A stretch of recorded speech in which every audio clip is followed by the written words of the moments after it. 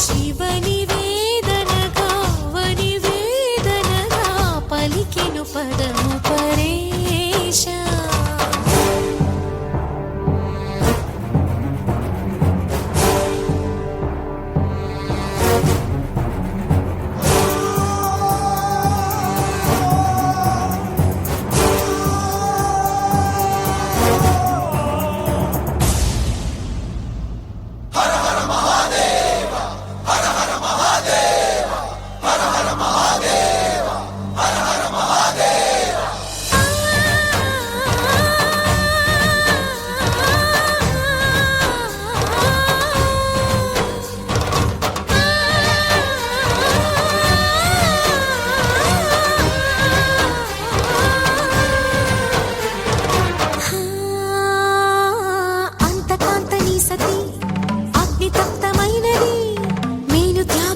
తాను నీలో లీనమైనది ఆదిశక్తి ఆకృతి ఆత్రిజాత పార్వతి తానువైన ప్రాణధవుని చెంతకు చేరుకున్నది.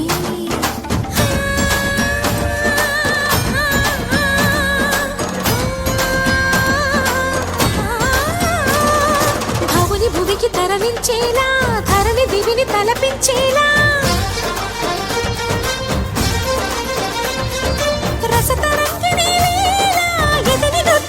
చేయగలిగే వేళ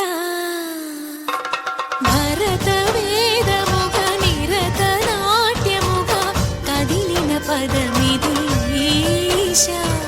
శివని వేదనగా వని వేదనగా పలికెను పదము పరేశ.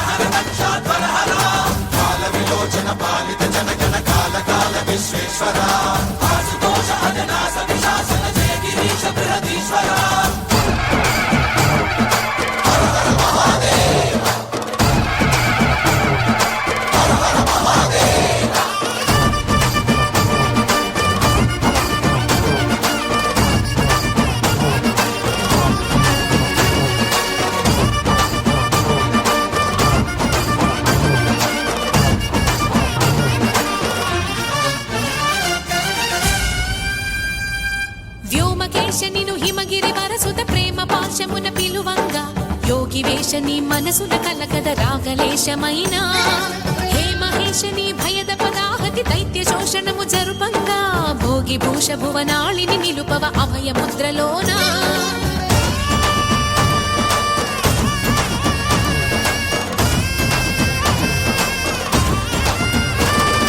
నమక చమక ముల నాదాన యమక గమక ముల యోగా